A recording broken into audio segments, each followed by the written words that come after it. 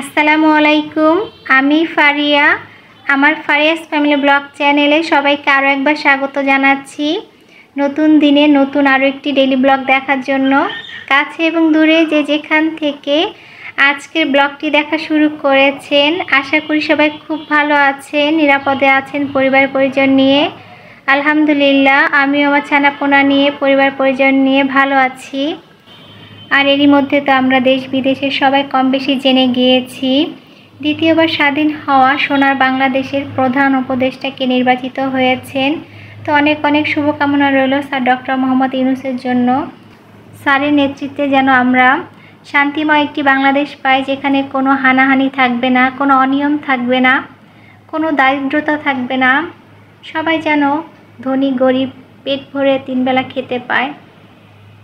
তো এটাই আমাদের একমাত্র চাওয়া নতুন এই বাংলাদেশে, নতুন এই দিনে। আসলে সবার চিন্তাধারা হয়তো সমান না।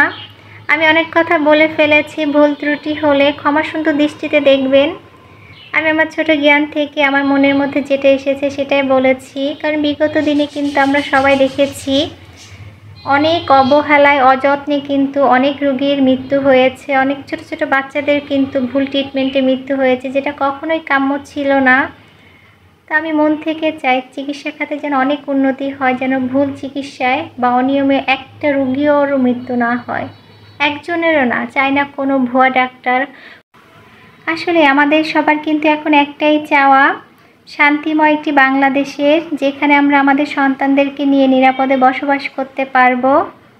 তো কথা বলতে বলতে কিন্তু আমি ডিম পরিষ্কার করে নিয়েছি। বাজার থেকে যখন ডিম আনে আমি সবসময় ভিম লিকুইড দিয়ে ধুয়ে পানি ঝরিয়ে তারপরে ফ্রিজে তুলে রাখি।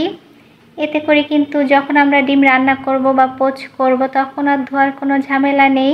ডিম রাখার বক্সে ডিম তুলে রেখে দিলাম ফ্রিজে।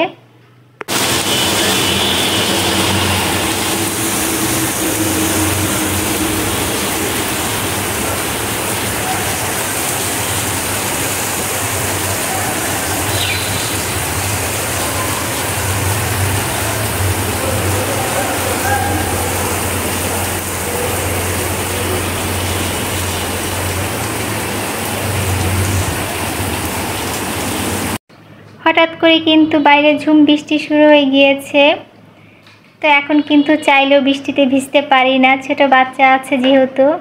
একটা সময় ছিল যখন এই বৃষ্টি নামতো তো আমি আমার আপু কিন্তু বৃষ্টিতে ভিজতাম, ভালো লাগতো। এখন চাইলে অনেক কাজ করতে পারি না, অনেক পছন্দের কাজগুলো করতে পারি না। তো আজকে দুপুরের জন্য কিন্তু আমি এখানে কাঁঠালের বিচি দিয়ে ডাটা চচ্চড়ি করেছি ঝাল ঝাল করে। আমার মা কিন্তু ডাটা দিয়ে কাঁঠালের বিচি দিয়ে ঝাল ঝাল চচ্চড়ি করে, খেতে খুব ভালো লাগে। তো আমি চেষ্টা করেছি কিন্তু মায়ের মতো হয়নি। তো সাথে কিন্তু একটু গরুর মাংস রান্না করব। তো গরুর মাংস তো আমরা সবাই রান্না করতে পারি। সব মশলা এখানে দিয়ে দিয়েছি, হাতে মেখে এখন রান্না করে নিব। তো আমি কিন্তু আজকে চর্বি সহ মাংস নিয়েছি।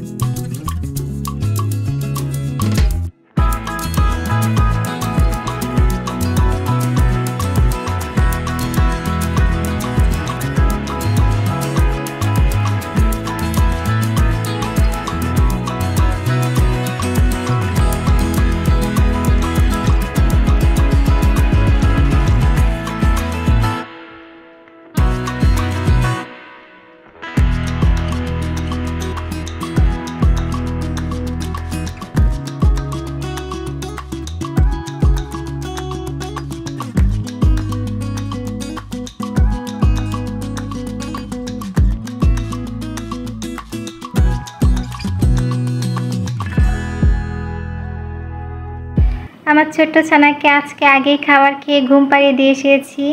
তো ভাবলাম এই সুযোগে আমরা সবাই এখন দুপুরের খাবারটা খেয়ে নেই। আপসি তো বেশি করে আলু নিয়েছে, তো এক টুকরা মাংস দিয়েছি, বললাম খাও, দেখো মজা লাগবে খেতে। তো মাশাআল্লাহ আলহামদুলিল্লাহ গরু মাংসটা খুব মজা হয়েছিল খেতে। আর কাঁঠালি বিচি দিয়ে ডাটা চচ্চড়ি চেষ্টা করেছিলাম মায়ের মতো রান্না করতে, কিন্তু ঝাল কম হয়ে গিয়েছে। আমার কাছে মনে হয় যে কোনো চচ্চড়িতে যদি ঝালটা বেশি দেয়া হয় খেতে খুব ভালো লাগে।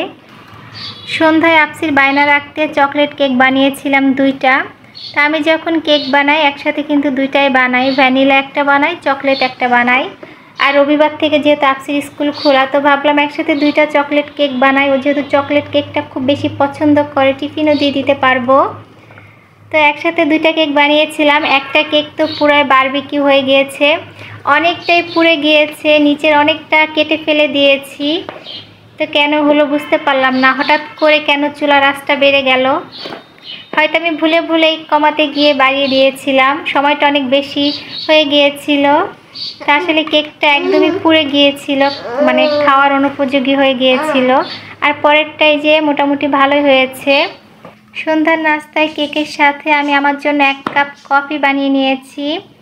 তো চলুন কফি খেতে খেতে বরাবরই আপনাদের কাছে যে অনুরোধটা করে থাকি, আমার ভিডিও যারা দেখা শুরু করেছেন প্লিজ একটা লাইক দিবেন যদি ভিডিও ভালো লেগে থাকে। আর আজকে যারা প্রথম আমার চ্যানেলে আমার ভিডিও দেখছেন, আমার ভিডিওর কোনো অংশ যদি একটু হলেও ভালো লেগে যায় আর যদি আমার চ্যানেলটি সাবস্ক্রাইব করে রাখার উপযুক্ত মনে হয়, প্লিজ আমার চ্যানেলটি সাবস্ক্রাইব করে পাশে থাকবেন। এরই মধ্যে যারা আমার ছোট্ট চ্যানেলটিকে একটু একটু করে বড় করতে সাহায্য করছেন, সেই সকল আপু ভাই এবং আন্টিদেরকে অনেক ধন্যবাদ জানাচ্ছি। তো এতক্ষণ অনেক ধৈর্য নিয়ে আমার পুরো ভিডিওটি দেখার জন্য সবাইকে অনেক ধন্যবাদ। ফারিয়াস ফ্যামিলি ব্লগ চ্যানেল থেকে আমি ফারিয়া আমার নতুন আরেকটি ডেইলি ব্লগ দেখার আমন্ত্রণ জানাচ্ছি। সেই পর্যন্ত সবাই পরিবার পরিজন নিয়ে ভালো থাকবেন, নিরাপদে থাকবেন। সকলের সুস্বাস্থ্য কামনা করছি। আল্লাহ হাফেজ, আসসালামু আলাইকুম।